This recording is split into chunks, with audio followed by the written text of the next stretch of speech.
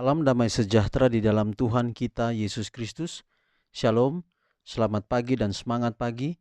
Jumpa kembali dalam renungan pagi kita untuk hari ini, 26 April 2022. Kita bersyukur oleh karena berkat Tuhan dalam kehidupan kita, sehingga kita boleh mendapatkan atau merasakan berkat Tuhan dalam kehidupan kita.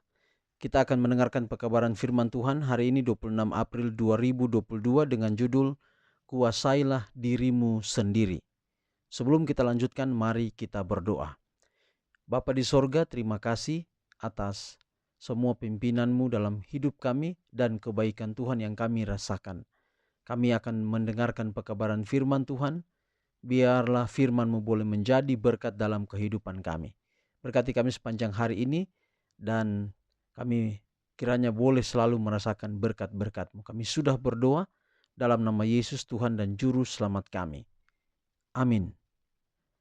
Renungan pagi kita untuk hari ini 26 April 2022 dengan judul Kuasailah dirimu sendiri. Dan ayat firman Tuhan Mazmur 35 ayat 23, terjagalah dan bangunlah membela hakku, membela perkaraku, ya Allahku dan Tuhanku. Sekali lagi Mazmur 35 ayat 23, terjagalah dan bangunlah membela hakku, membela perkaraku, ya Allahku dan Tuanku. Jika kita ingin melarikan diri dari pengalaman sakit, kita harus mulai dengan sungguh-sungguh tanpa penundaan untuk mengerjakan keselamatan kita sendiri dengan rasa takut dan gentar. Ada banyak orang yang tidak memberikan bukti pasti bahwa mereka setia pada janji baptis mereka. Semangat mereka didinginkan oleh formalitas, oleh ambisi duniawi, oleh kesombongan, dan oleh cinta diri. Kadang-kadang perasaan mereka diaduk, tetapi mereka tidak jatuh ke batu karang, yaitu Yesus Kristus. Mereka tidak datang kepada Tuhan dengan hati yang hancur dalam pertobatan dan pengakuan. Mereka yang mengalami pekerjaan pertobatan sejati di dalam hati mereka akan menyatakan buah roh dalam hidup mereka. Wahai mereka yang memiliki sedikit kehidupan rohani, akan menyadari bahwa kehidupan kekal dapat diberikan hanya kepada mereka yang mengambil bagian dalam kodrat ilahi dan melarikan diri dari kerusakan yang ada di dunia melalui nafsu. Kuasa Kristus saja yang dapat mengerjakan perubahan dalam hati dan pikiran yang dapat dialami oleh setiap orang yang turut ambil bagian dalam hidup baru bersamanya di kerajaan surga. Ada semangat yang berisik tanpa maksud dan tujuan, yang tidak sesuai dengan pengetahuan, yang buta dalam tindakannya dan menghasilkan kerusakan. Ini bukan semangat Kristiani. Semangat Kristen dikendalikan oleh prinsip dan tidak gegabah. Itu sungguh-sungguh dalam dan kuat, melibatkan seluruh jiwa dan membangkitkan untuk menjalankan kepekaan moral. Keselamatan jiwa dan kepentingan kerajaan Allah adalah hal yang paling penting. Objek apakah yang membutuhkan kesungguhan yang lebih besar daripada keselamatan jiwa dan kemuliaan Tuhan? Jadi saudara, kuasailah diri kita. Kenapa perlu menguasai diri kita?